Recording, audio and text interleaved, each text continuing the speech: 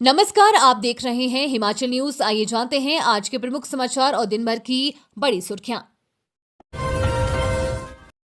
शिवकिला से व्यापार के लिए चीन सहमत, किन्नौर के रास्ते कैलाश मानसरोवर यात्रा पर भी हो रही है बात। भारत और चीन 3 व्यापारिक रास्तों हिमाचल के किन्नौर जिले के शिवकिला, उत्तराखंड के लिपुलेख और सिक्किम के नाथुला से सीमा व्यापार शुरू करने पर सहमत हो गई है। दोनों पक्ष 2026 से कैलाश पर्वतरंग, रेनपोट्री और मानसरोवर झील की तीर्थ यात्रा जारी रखने और इसके विस्तार पर भी सहमत हुए हैं। वहीं किन्नौर के रास्ते कैलाश मानसरोवर यात्रा शुरू करने पर भी बात हो रही है। चीन के साथ शिवकिला के रास्ते से व्यापार की तैयारी की जानकारी विदेश मंत्री डॉक्टर एस जयशंकर ने हिमाचल प्रदेश सरकार को चिट्ठी भेजकर अलग कर दी है। विदेश मंत्री ने हिमाचल सरकार को सूचित किया है कि भारत सरकार ने तीनों निर्दिष्ट बिंदुओं शिवकिला, लिपुलेख और नाथुला से सीमा व्यापार फिर से शुरू करने के लिए चीन के साथ चर्चा शुरू कर दी है, जिसमें सहमति हुई है। ये व्यापार कोविड-19 महामारी के कारण 2020 से बंद था। ये मामला मुख्यमंत्री सुखविंदर सिंह सुक्खू ने भी केंद्र सरकार के समक्ष प्रमुखता से उठाया था।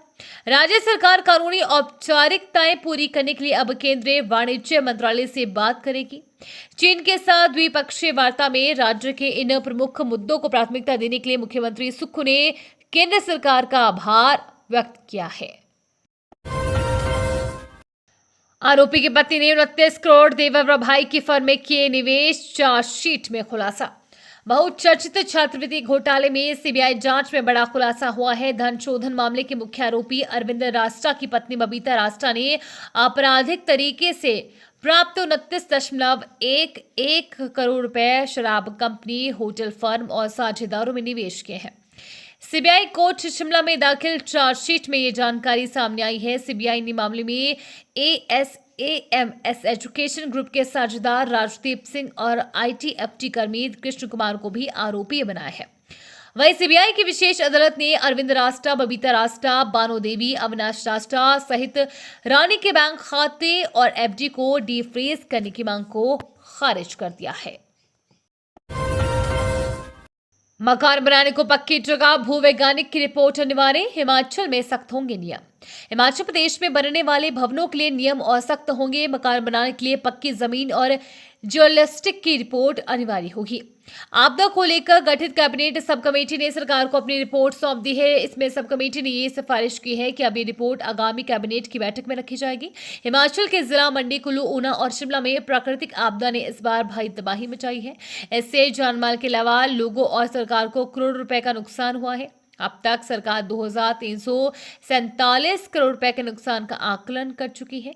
प्रदेश में बेतरतीब ढंग से भवनों का निर्माण हो रहा है। कई लोग बिना इंजीनियर की सलाह ठेकेदार के साथ बैठक भवनों का प्लान कर रहे हैं।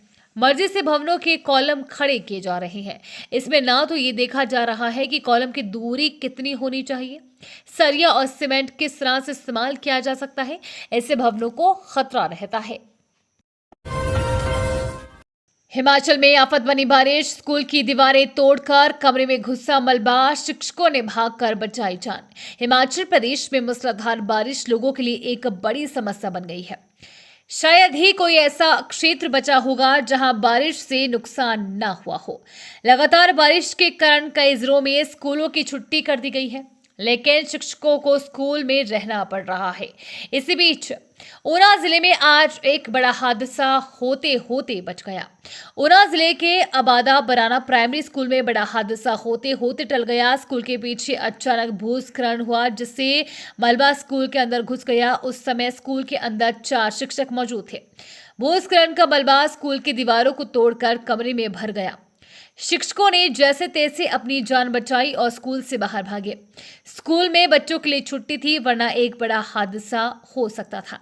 मलबे के कारण कमरे में लगभग 3 से 4 फीट तक मिट्टी और पत्थर भर गए। मणिमहेश यात्रा पर गए पंजाब के 2 श्रद्धालुओं की मौत। मणिमहेश यात्रा पर गए पंजाब के पठानकोट के 2 श्रद्धालुओं की मौत हो गई है।